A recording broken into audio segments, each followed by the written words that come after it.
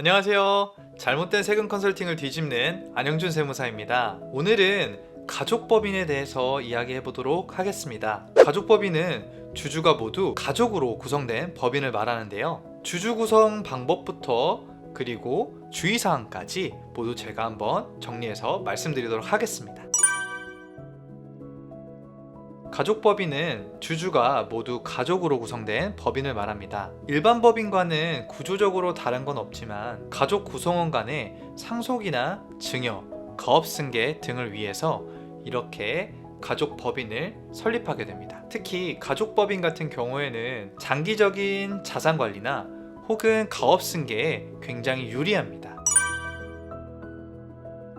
가족법인과 거기에 이 주주 구성에 대해서 한번 말씀을 드려보도록 하겠는데요. 이 주주 구성에 관련해서 어떻게 주주 구성을 하는 것이 좋을지 주의사항을 통해서 한번 말씀드려보도록 할게요. 먼저 부부와 자녀와 관련된 내용입니다. 많은 질문을 주시는 내용인데요. 주주 비율은 어떻게 해야 하냐? 라는 이야기를 많이 주십니다. 가족법인의 주주는 보통 부부와 자녀 이렇게 부부와 자녀로만 이루어진 법인을 세우는 것이 일반적입니다. 예를 들어서 엄마 아빠가 30%씩 갖고 자녀들이 20%씩 갖는 것이 일반적입니다. 그리고 이때 부모가 일정 부분 지분율을 확보하고 대표이사 역할까지 계속 하시면서 사업을 하시게 된다면 사업에 있어서 안정성까지 도모해 볼 수 있으니까 사업에 있어 굉장히 유리할 수 있습니다. 여기서 또 질문을 많이 해주시는 건 자녀들만 그러면 주주를 구성하는 것이 가능한지에 대해서 많이 물어보시는데요. 당연히 자녀들만 주주 구성을 하는 것도 가능합니다. 하지만 부모가 이 법인에 있어서 주주로 참여하지 않게 된다면 자녀들만 이제 주주로 있기 때문에 신용의 문제가 있을 수 있습니다. 즉 대출에 있어서 문제가 생길 수가 있는데요. 그러므로 이 법인을 설립하고 사업 초기에는 부모님들께서 직접 주주로 들어와서 사업에 있어서 도움을 주시는 것이 대출에 있어서나 법인의 안정성에 있어서도 유리할 수 있으니까 이 부분 참고하시면 좋을 것 같습니다. 또 다른 질문으로는 미성년자 자녀가 그러면은 주주로 들어올 수 있는지에 대한 질문도 많이 주십니다. 미성년자 또한 가족법인에 있어서 주주로 들어올 수가 있습니다. 심지어 출생 직후에도 가능합니다. 출생 직후에 있어서 이렇게 주주가 된다고 했을 때는 조금 더 서류가 더 복잡해지는 건 있지만 그럼에도 불구하고 이렇게 출생 직후에도 가능하니까 미성년자가 가능한지에 대해서는 걱정하실 필요는 없습니다. 다만 미성년자 분들께서 가입하시려면 아까 말씀드릴 것과 같이 조금 더 이 서류가 되게 복잡해지고 어려워질 수 있으니까 전문가를 통해서 진행하시는 것을 추천드립니다. 또 여기에서 발생될 수 있는 문제가 과점주주 문제입니다. 과점주주는 어떤 거냐면 엄마 아빠 혹은 아들 딸 이렇게 특수관계인들이라고 불리는 특수관계인들 이렇게 가진 주식을 다 합쳐서 50%를 초과를 하면은 그걸 과점주주라고 부르고 있습니다. 과점주주가 되면 법인이 어떤 세금을 내지 못하고 이렇게 체납이 되면 개인의 자산을 이 주주들의 자산을 통해서 세금을 내게 하는 제도가 있습니다. 그러나 이 리스크는 생각보다 크지 않습니다. 이에 대한 내용은 제가 다른 과점주주에 대한 영상으로 정리를 했었는데요. 이 부분에 대해서는 제가 링크를 달아 놓을 테니까 한번 보시면 이 과점주주도 큰 문제가 아닐 수 있겠구나 라고 정리해 보실 수 있을 겁니다. 이제부터는 가족법인에 대한 주의사항에 대해서 한번 말씀드리도록 하겠습니다. 첫 번째로는 편법은 안 된다는 말씀을 드리고 싶어요. 어떤 거냐면 가족법인을 설립하실 때 껍데기만 있는 어떤 명목상의 법인을 세우시고 실제로 사업을 안 하시는 경우들이 굉장히 많습니다. 이렇게 편법을 사용하시는 거는 정말 저는 추천드리지 않습니다. 사업을 실질적으로 운영을 정상적인 영업을 하시고 껍데기만 만드는 법인을 안 하시는 것, 저는 이거를 정말 강조하고 싶습니다. 그러므로 이 부분에 대해서는 꼭 전문가랑 실질적으로 상의를 하시고 가족법인을 할 것인지에 대해서 의사결정을 하셨으면 좋겠습니다. 두 번째 주의사항은요, 바로 자본금, 그러니까 출자금과 관련된 내용입니다. 가족법인의 자본금은 각 주주들, 그러니까 가족법인이면 가족 구성원들이겠죠. 가족 구성원들의 지분율에 맞게 이렇게 출자를 해야 합니다. 한 사람이 이 법인 자본금을 모두 내게 된다면 증여의 문제가 될 수 있기 때문이에요. 예를 들어서 어떤 한 법인을 설립했을 때 총 자본금이 1억 원이라고 생각했을 때 이 1억 원을 한 명이 아빠가 다 부담을 하시고 나머지 주주로는 아빠, 엄마, 자녀 이렇게 들어온다면 엄마와 자녀한테 이 자본금에 대해서 아빠가 다 내줬다 라고 보고 증여로 간주해서 증여세가 나올 수 있다는 게 문제가 될 수 있는 거예요. 해결책은 사실 간단합니다. 해결책으로는 이 총 법인의 자본금 자체를 적게 출자하거나 혹은 이 자녀 지분만큼은 자녀의 자금으로 출자를 하는 것을 추천드려요. 그 다음 세 번째 주의사항으로는요, 친척에 대한 내용입니다. 부모님이 아닌 가족들, 즉 이제 친척들, 삼촌이나 이모들을 주주로 넣었을 때 문제가 굉장히 크게 발생할 수 있는데요, 저는 이렇게 삼촌이나 이모들을 주주의 구성원으로 넣는 것을 추천드리지 않습니다. 여러 가지 이유가 있겠지만 한 가지 이유를 말씀을 드리면요, 삼촌이나 이모가 만약에 돌아가신다면 그 주식은 어디로 갈까요? 바로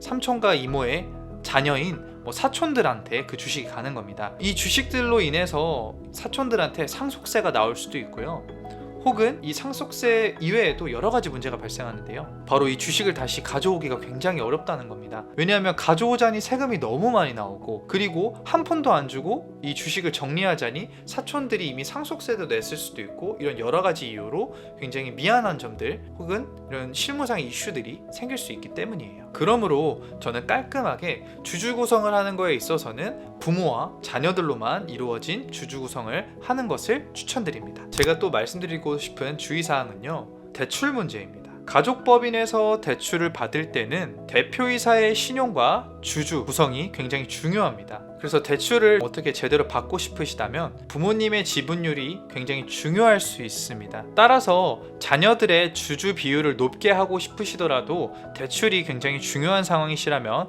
사업 초기에는 부모님들의 지분율을 높이는 것을 추천드립니다. 가족법인이 특히 좋은 경우가 세 가지가 있는데요, 우선 첫 번째로 어떤 것이 있냐면 부모님이 사업을 하시는 경우입니다. 부모님이 이미 사업을 운영 중이시라면 자녀들이 이 사업을 물려받으실 확률이 꽤 있는 상황들이 있을 수 있습니다. 이때 가족법인을 활용한다면 승계 작업을 굉장히 무르르듯 자연스럽게 하실 수가 있어요. 물론 세금 혜택도 굉장히 많이 챙겨볼 수가 있고요. 그러므로 사업 승계와 어떤 세금 설계에 있어서 가족법인이 더 유리할 수 있으니까 부모님이 이렇게 사업을 이미 하시는 경우라면 저는 가족법인을 한번 고민해 보시는 것을 추천드립니다. 그리고 가족법인이 특히 유리한 두 번째 사례는요, 법인으로 부동산을 투자하는 케이스입니다. 특히 어떤 상가나 빌딩 같은 경우에 이렇게 투자를 하시는 경우에는 법인으로 하셨을 때 굉장히 유리할 수 있습니다. 주택이나 이런 식으로 주거용으로 사용하시는 경우는 제외하고 말씀을 드릴게요. 주택이나 이런 주거용 목적에서는 법인으로 하셨을 때는 큰 재미를 볼 수가 없습니다.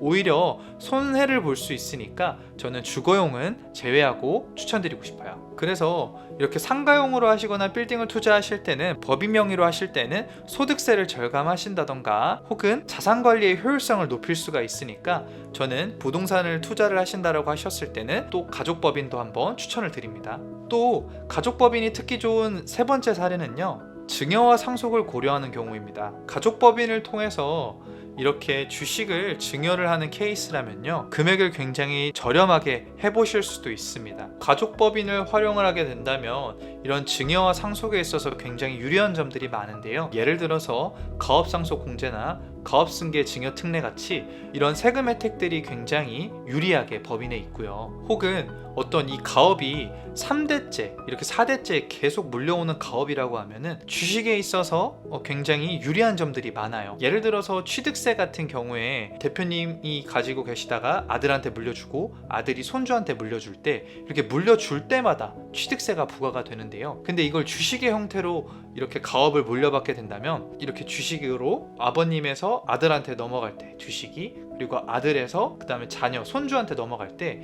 취득세가 없습니다. 그러므로 이때 부동산에 있어서 이렇게 주식 형태로 물려받았을 때 취득세 이슈도 없고, 그리고 아까 말씀드린 것처럼 가업상속 공제나 이런 것들을 활용해 볼 수 있기 때문에 가업에 있어서 굉장히 안정적으로 승계를 해볼 수가 있습니다. 그래서 제가 말씀드리고 싶은 건 이런 증여와 상속에 있어서 가족법인을 통해서 한다면 굉장히 드라마틱한 세금 절세를 할 수 있다던가 혹은 안정적인 가업 승계를 할 수 있기 때문에 저는 추천을 드리고 있습니다. 오늘은 가족법인에 대해서 말씀을 드렸는데요, 가족법인은 장기적인 어떤 자산 운용이나 혹은 가업의 안정적인 승계 등에 있어서 굉장히 유리한 점들이 많습니다. 다만 이 부분에 대해서는 어떤 구체적인 설계가 필요하기 때문에 전문가와 꼭 상의를 하시고 진행하시는 것을 추천드립니다. 오늘의 내용이 대표님들의 사업에 있어서 혹은 자산관리에 있어서 큰 도움이 되었으면 좋겠습니다. 가족법인과 관련해서 추가적인 궁금하신 점이 있다면요, 댓글로 남겨주시면 제가 자세하게 상담드리도록 하겠습니다. 감사합니다.